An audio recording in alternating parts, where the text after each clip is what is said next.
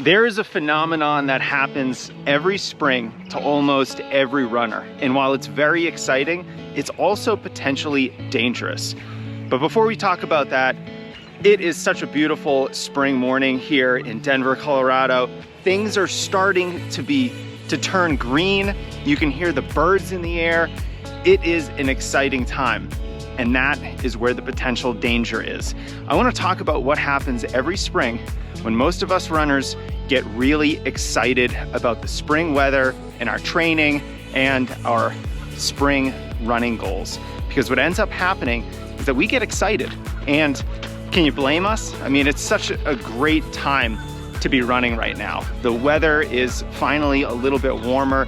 The mornings are still cooler, and we get to start experiencing all this beautiful greenery that just explodes, especially with the rain that we've had here in Denver.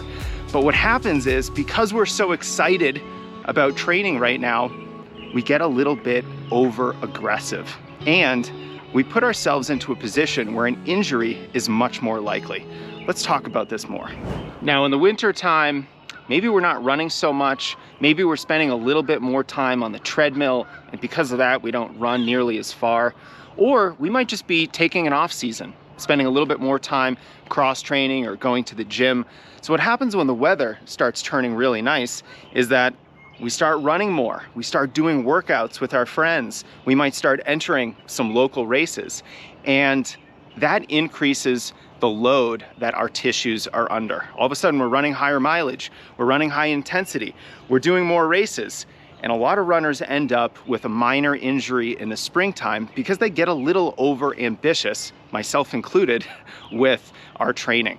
This actually just happened to me over the last 2 months or so because I'm getting excited about this comeback that I'm making. I entered a couple 5K time trials, and what inevitably happened was that I tweaked my Achilles a little bit.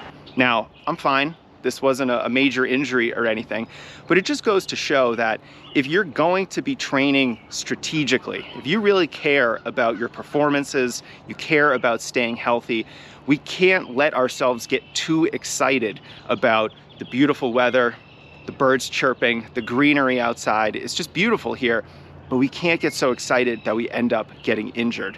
So I have some pieces of advice for you that if you're starting to increase your workload this spring so that you can have a really productive season without this really high risk of injury. So tip number one is to make sure that you're being really consistent with your strength training. And if you are starting to run a lot more or add more workouts to your program, increase the amount of strength training that you're doing. It'll help counterbalance all of the extra volume and intensity and just give you a little bit of extra wiggle room in your training. You know, I like to say that strength training is often like an insurance policy, just in case you do something you shouldn't have done, like you ran way too far with some friends one day because you were just excited about the long run, or you jumped into a 5K time trial when you probably shouldn't have been running at 100% effort. By the way, those are examples from my own life over the last 2 months. Training mistakes that I've made. So if you're going to be doing things like that, making some training errors, too much intensity, too much volume, the extra strength training will help give you a little bit of extra armor to protect yourself against that spike in load. That's going to help you stay healthy, and because you're healthy, you can hopefully run a little bit more consistently and get more out of this spring season. You know, I'm not that big into supplements, but I do love AG1 by Athletic Greens. I consider it my nutrition insurance, helping me cover all my bases so I know I'm not missing out on anything my body needs, especially when I'm training really hard. I try to eat really well, but of course, AG1 is that extra security that gives me peace of mind over my diet. 1 scoop per day, and I'm getting 75 vitamins and minerals, prebiotics, probiotics, antioxidants, and adaptogens.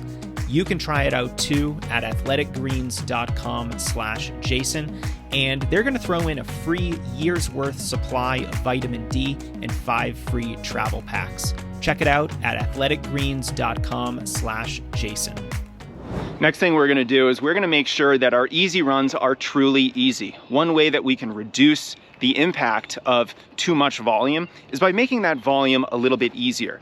We can do that by slowing down our easy runs, even to the point where we're turning a normal base run into a recovery run. That might not be necessary all the time, but when we're increasing our volume, when we're adding intensity, when we're getting excited because of this spring season, it's a really good idea to make sure that our training is just a little bit more polarized. Yes, we're gonna do the intensity and the long runs and the things that are more challenging, but that prompt the adaptations that we want, but we also wanna be really dialing back the effort and intensity level on the easy days to not only reduce the load, but to properly make sure that we have the space and just the physiological ability to actually adapt to those workouts and long runs that we're doing.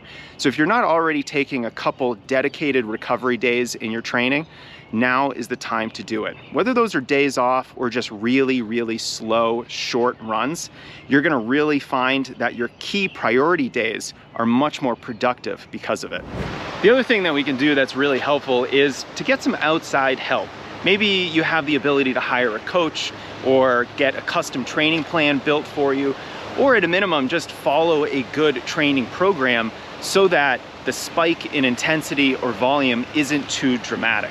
When in doubt, you can always follow a tried and true program that's gonna help you progress at a safe level and in a strategic way that's gonna maximize your ability to run fast when it counts. So as you're thinking about your spring season, I want you to think of progression. We have to progress over the course of a season. We should also progress in pace during most of our runs, and we should progress in our pace when we're doing workouts. So for example, a lot of workouts should be negative splits if we can manage that. And if we can apply this principle to our seasons as well and make sure that we're not spiking our load or intensity too much, we're gonna be healthier runners, and at the end of the day, we're also gonna be much faster runners. So if this video is helpful, hit that subscribe button, give me a follow, and you'll never miss a video.